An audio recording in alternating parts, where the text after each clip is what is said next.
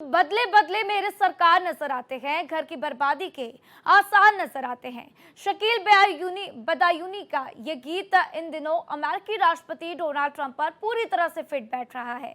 भारत पर टैरिफ का हंटर चलाने वाले ट्रंप के सुर अब भारत और पीएम मोदी को लेकर काफी बदल रहे हैं। सख्ती के साथ 50% टैरिफ लगाने वाले ट्रंप कभी कहा करते थे कि भारत डेड इकोनॉमी है और अमेरिकी टैरिफ और भी बढ़ाया जा सकता है।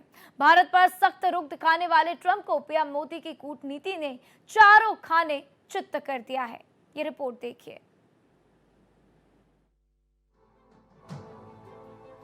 अमेरिकी राष्ट्रपति डोनाल्ड ट्रंप ने भारत जैसे स्ट्रेटेजिक पार्टनर पर टैरिफ बम फोड़ा और भारत पर दबाव बनाने का हरदाव चला, लेकिन पीएम मोदी की कामयाब कूटनीति के सामने अब ट्रंप बैकफुट पर आ गए हैं।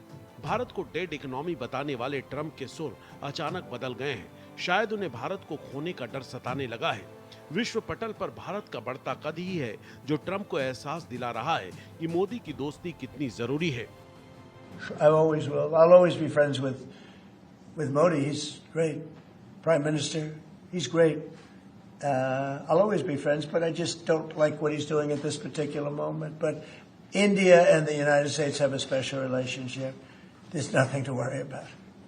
राष्ट्रपति ट्रंप ने पीएम मोदी को दोस्ती का हवाला दिया, तो भला पीएम मोदी भी कैसे देर करते।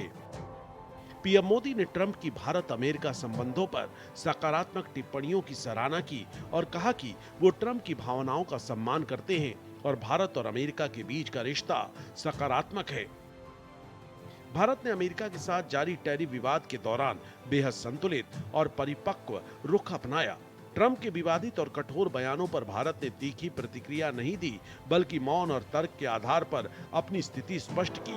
भारत का रुख ये रहा है कि अमेरिका के साथ उसकी रणनीतिक साझेदारी अहम है, लेकिन अपनी स्वतंत्र विदेश नीति और रणनीतिक स्वायत्तता को बनाए रखना भी उतना ही जरूरी है। यानी रिश्ते गहरे हों, लेकिन सीमाओं और आपसी सम्मान का ध्यान भी रखा जाए। अब जिस तरीके से ट्रंप के सुर बदले हैं, उससे कयास लगाया जा सकता है कि आने वाले दिनों में भारत अमेरिका के बीच जमी बर्फ पिघलने लगेगी और आर्थिक मोर्चे पर अटकी बातचीत आगे बढ़ेगी।